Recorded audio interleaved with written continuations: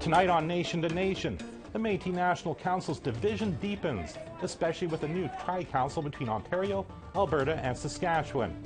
Manitoba President David Chartrand gives us his thoughts. We have the tri-council, which has actually tries to try to have their footing in both sides. They've attempted to create this new body, but are not getting the support of the people. We also speak to the federal Conservative critic of Indigenous services. He says that jurisdictional issues are impacting Indigenous people's fight against COVID-19. What you get is people falling through the cracks, and a perfect example of that would be maybe over the course of the last 8 or 9 months, what we've seen in urban Indigenous people. There seemed to be a gap there. I'm Tal Lamarat, and welcome to Nation. This week it was the 135th anniversary of the execution of Louis Riel. There is once again a Quebec-led coalition that wants him pardoned, something our first guest has consistently been against for over 20 years. He's Manitoba Métis Federation President David Chartrand, and he's the Vice President of the Métis National Council. But is there still an MNC? News earlier this week is that Alberta, Saskatchewan and Ontario have formed their own organization called the Tri-Council. So to address that and other things, I'm now joined by President Chartrand. President Chartrand, welcome to Nation. Thank you for having me, Todd. Now, this news about Ontario, Alberta and Saskatchewan seemed inevitable considering what's been happening in this past year. So is the Métis National Council on life support right now? No, in fact, Métis National Council is operating as it typically does. We have the Tri-Council, which has actually tries to try to have their footing in both sides. They've attempted to create this new body, but are not getting the support of the people, so they want to call it the Tri-Council. But they have no ratifications of any of their assemblies or any of their own cabinets to ratify that, meaning Alberta and Saskatchewan.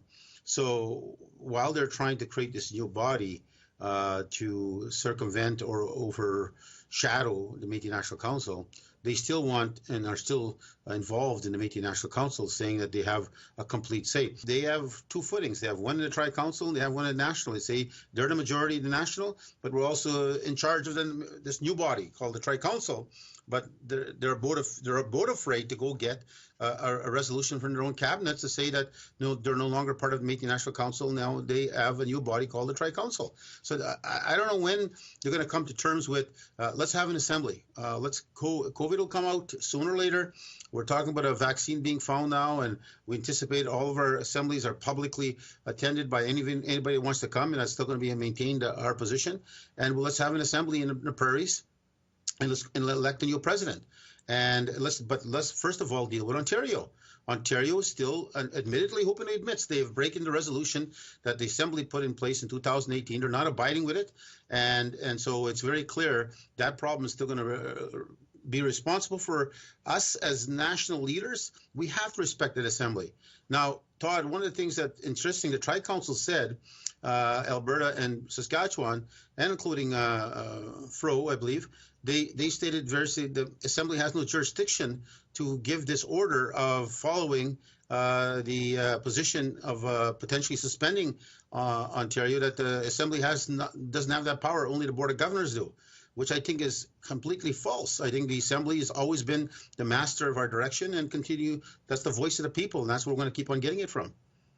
Now, of course, part of this, I suppose, what's happening right now has been the Métis Nation of Ontario and who they allow as citizens of their nation. Now, I had President Fro on Nation to Nation last March. She said that the boundaries, I'm quoting her, of the Métis Nation have shifted, leaving out Sault Ste. Marie, for example, the home of Stephen Pally, and that Ontario member communities could pass a Pally test. And I guess that means her own community, her home community of Barrie. I guess your response to that? Well, firstly, the Pally, first of all, Mr. Pally did not claim he was Métis off the start. In fact, he was non-status. But the point at the end of the day is that Sault Ste. Marie is not within the homeland. We know that. They are potentially Section 35 rights holder that exist in Ontario. That we know, and we're not opposed to that.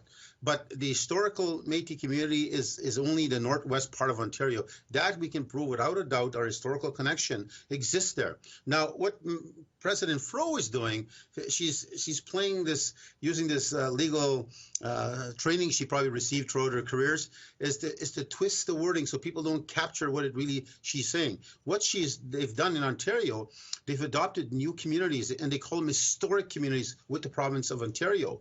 And what they've done, for example, they're all the way to Mattawa. Mattawa goes right into Quebec. And so they're saying that's one of our historical communities. And so those individuals that belong to the historic community will be accepted by Métis Nation of Ontario's own definition of who is the Métis Nation citizen. Well, that's not what the definition states on the Métis National Council, and all of us in the prairies, including Ontario, adopted that resolution going back over 10 years. So when you look at all of that, it's a trickery of words. She admits now, without a doubt, if you look at the facts, that the people that she's included into her Métis Nation of Ontario are not Métis Nation citizens. We have no historical connection to them. There is no time frame that we've ever been able to say we were connected to those people that are, in fact, majority thought are probably Algonquin Nation. So when you look at it, I'm not opposed to those individuals moving forward, finding their place in Confederation, finding where they fit on a rights-based issue, but they're definitely not going to be stealing our identity in the prairies. We worked too damn hard to get where we are. So trickery is not going to get us nowhere, and Margaret Fro can twist the words all she wants, but the fact is this: she's developed 6 new communities that she says has partnered with the province of Ontario, and they recognize them as historic Métis communities. Not historic Métis Nation communities, historic Métis communities that they're defining and clarifying. So those individuals, none of them can show their direct connection to the homeland of the prairies of the Métis. Now, the federal government has funded an unprecedented amount to Métis distinct programs, but it was Carolyn Bennett who signed self-determination agreements with this Tri-Council over a year ago. So how would you grade this Liberal government? I have great confidence in the Liberal government. I think you have the Prime Minister who was in charge of the Liberal government, who makes it very clear nation to nation, government to government is something he's going to respect. Now, let's go back to the document you're speaking of, self-government. I pulled out of that document because it did not, in fact, recognize me as a government. It stated that after I went through all these hoops and up and down situations and all the rules that they're imposing upon me, that then they would consider taking it back and to get legislation through a cabinet decision. So I would have to state to my citizens and to everyone that all these years I've been claiming we're a self-government entity, and we act and we produce evidence that we are self-government. We've done that in the land claims arguments as we won that land claim argument. We've done it in our Métis laws. We're the only ones in this country to have Métis laws province-wide, and we look at how it actually is accepted by people, accepted by governments. But we're the only ones that have truly self-government. When you look at what they're doing, they've adopted and categorized something that's not yet a self-government document. It's a how you move forward, which can take years and years to get there, and differently it could change the very essence of how the nation will look in the future. Because what it does, it states that the Métis Nation of Ontario can define its own citizens. So that means now, where Margaret Fro wants to go, is bringing these 6 new historical communities right into Quebec, and they will be eligible to be under her guise of governance as being Métis Nation citizens, but they're not the Métis Nation. So if you listen to her carefully, and I encourage people to listen carefully, is that she'll use Section 35 rights Métis Nation citizens, which are part of Northwest Ontario, and the Métis. So she uses 3 different definitions of 3 different peoples, but there's only one Métis Nation and always will be. I just want to turn to a different topic now, President Chartrand. As I mentioned in my introduction, it's 135 years since Riel's execution. It's also been 150 years since the creation of Manitoba back in April. A month ago, the Winnipeg Free Press called your relationship with the province the worst it's ever been in Manitoba history. Would you agree with that?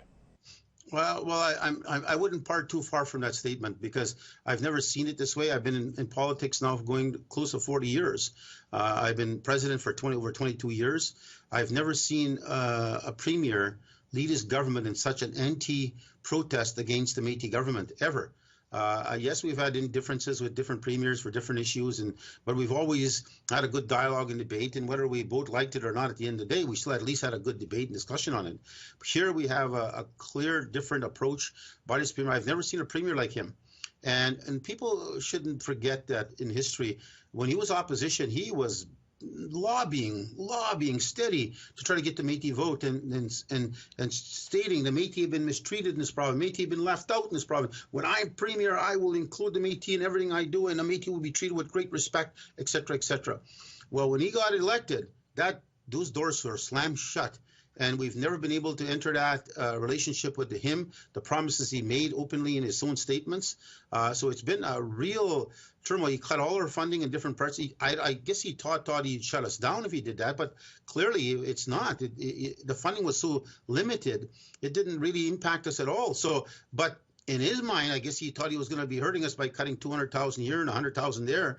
My payroll is 3-4 times that in every 2 weeks. So I got over 800 employees. So when you start looking at it, the relationship I have with Canada and our business sector arms are doing exceptionally well in Manitoba, even though the premier is trying hard. Even on the COVID, Todd, they haven't yet agreed on a signature on a piece of paper that would allow us to share data. And to tell us what communities might be affected by our citizens. I have now known that I've heard through the grapevine and through different citizens and through our programs, some of our citizens that have passed away through COVID. But we're hearing again through Marks and Telegraph, and that's not the way you do business. So I just actually wrote a letter to the premier here, so I'll show you a copy. I wrote a letter to him today. Not because I had this interview. This letter was being commissioned because we have a 96-bed facility that we built through federal partnership. Of course, all this relationship is federal with Justin Trudeau's government, and a very positive one. We built a 96-bed facility in case the pandemic explodes in our Métis villages, because we don't have nursing stations, we don't have doctors, we don't have nurses in our Métis villages. We have nothing. And we don't have yet a federal relationship when it comes to dealing with health on Métis communities. So that's still a struggling issue I have to deal with. But I wrote to him today saying, look, I heard through the media that they're going to put out hockey rinks now to put people in. I've got a 96-bed facility here, and if you believe in a teamship like I believe in teamship, then I'm willing to offer this 96-bed facility for the province to use during this pressuring time we're facing, where they're talking now arenas to be used as hospitals because it's getting out of hand. It was 400 again today, Todd. And the deaths are over 170, 180 now, and growing. And we're the worst case in any states, many states in the United States now, and we surpass other countries. And again, there's no relationship with this government. You would think 125,000 Métis, he'd want to talk to us and say, look, we need to worry about those hardworking Métis, those taxpayers that spend their entire life making this province better. But no, Todd, unfortunately, I've never seen a premier in all my history with such I will call it a vindictive style of politics, because if you stand up to him, you will pay a price, and he will discard himself completely from you and try to find a way to bring you down, and call me a weasel, for example, of weaseling funds all the time.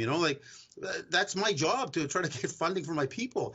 But he said I try to weasel money all the time for our people. So it's just some of the language that comes out of him is not premiership, and it's unfortunate we're in that. But our people are strong, and we're going to survive, and we're going to come through this.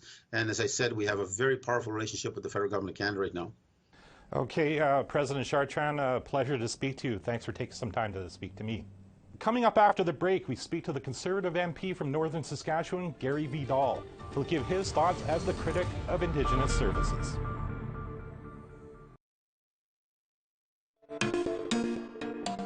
Welcome back. Gary Vidal is the Conservative MP for Northern Saskatchewan, and for the past year, he's been the Shadow Minister for Indigenous Services. We last spoke to Mr. Vidal last spring, shortly after Canada had shut down over the COVID-19 virus. We're now into the second wave of the pandemic, and infection rates on First Nations are turning out to be much worse than back then. To discuss this and more, I'm now joined by Gary Vidal. Welcome to Nation. Thanks, Todd. It's good to be with you this morning. When we spoke to you last March about the pandemic, you spoke about the mood on First Nations in your writing as being a balance between preparedness and worry. Has that balance shifted? You know what? I think we definitely have a shift here in the last few weeks, Todd.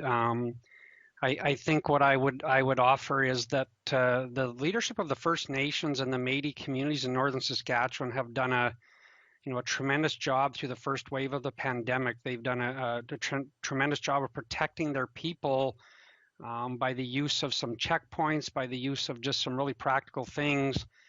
But now we're really seeing a surge in cases in some of the communities in northern Saskatchewan, and there's some real challenges being faced now, and the leaders are somewhat at their wits' end about just continuing to try to manage this and get the help they need. So we continue to just stay in touch with them and do what we can to try to help them through this and offer whatever support we can. Realistically, what should Indigenous Services and the First Nations and Inuit Health Branch be doing right now to support these First Nations? I think it's imperative that, and I think they've, in all fairness, I think they've done a pretty good job in a lot of cases with this stuff.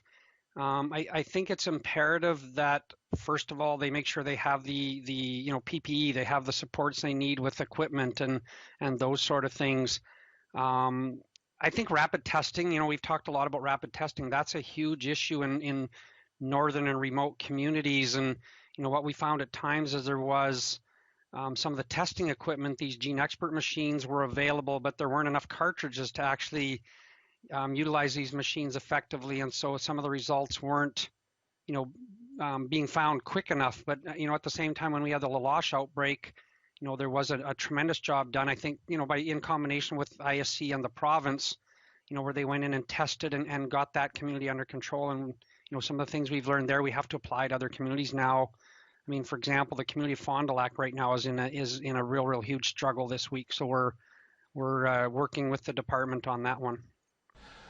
Is this, again, what we're seeing and what you're talking about, these struggles, because health is a provincial jurisdiction, so how much blame should be placed there, especially one province over from you in Manitoba where things are even worse?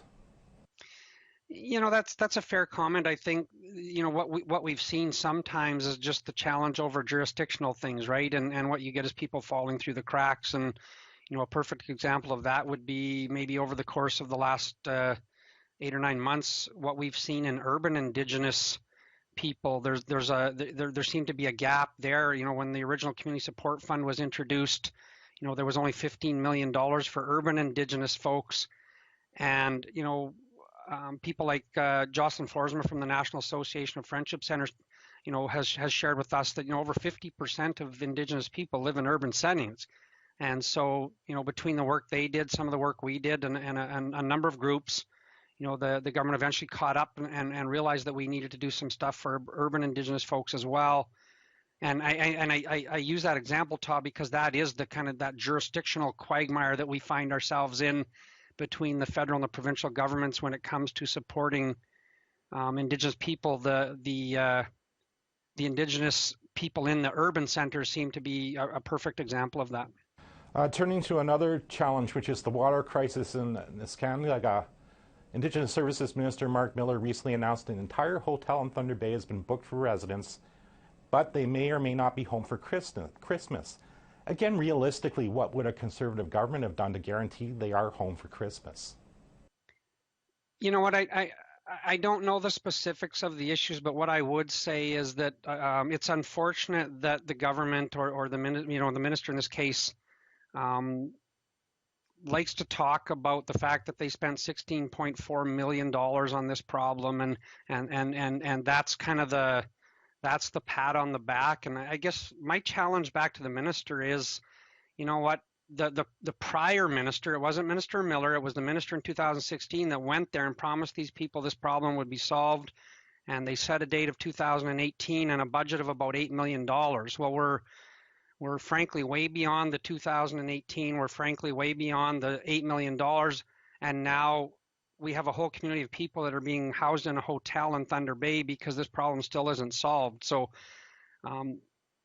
that's just not acceptable. That's not acceptable to anybody, anywhere, anytime. And I would suggest if I had had that opportunity or as a Conservative government, I would have been looking for solutions. And I've had a number of organizations reaching out to me specifically about some different kind of opportunities there might be technologically or with new and different ideas about how we could solve these things. And I'm not sure, and I haven't been able to get a straight answer that we're actually using all of the tools that could be in our toolbox to solve these problems. And I think we really need to expand that repertoire of options and really show leadership in solving these problems.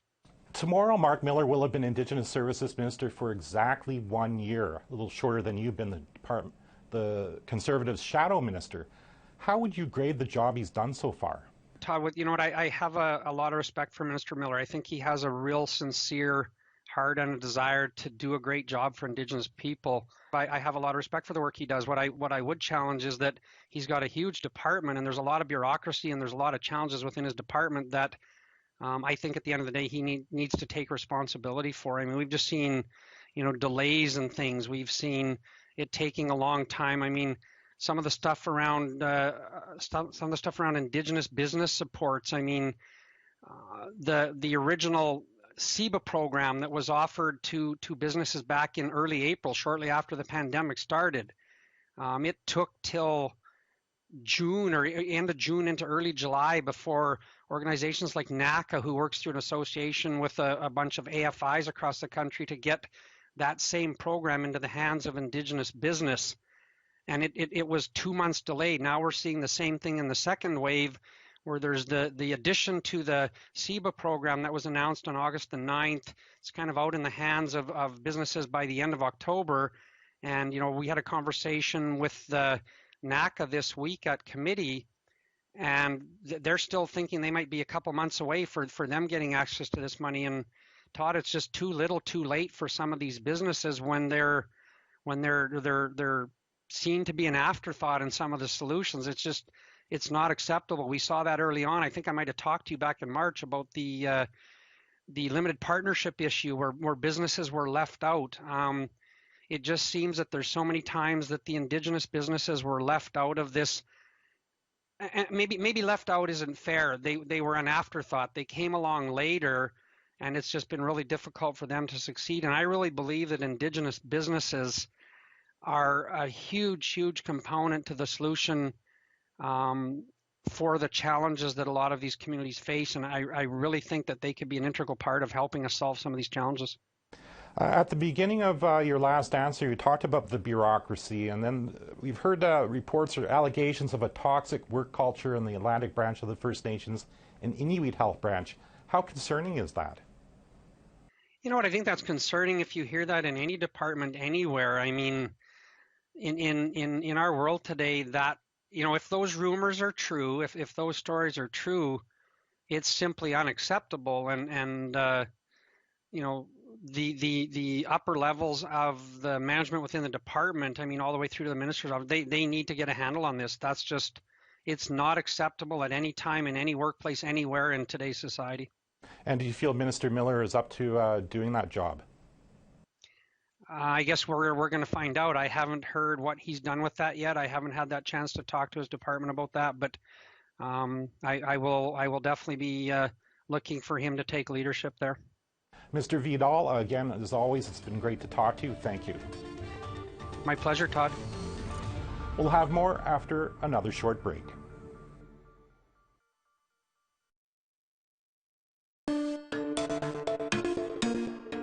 Welcome back. That's all the time we have for tonight, but before we go, I want to tell you that the Métis Nation of Ontario sent Nation to Nation a statement saying they, along with Saskatchewan and Alberta, remain governing members of the Métis National Council. Next week, the MNO President, Margaret Froh, will be here to explain more and to respond to the criticisms leveled at her by President Chartrand. I'm Todd Lamoran. Thanks for watching.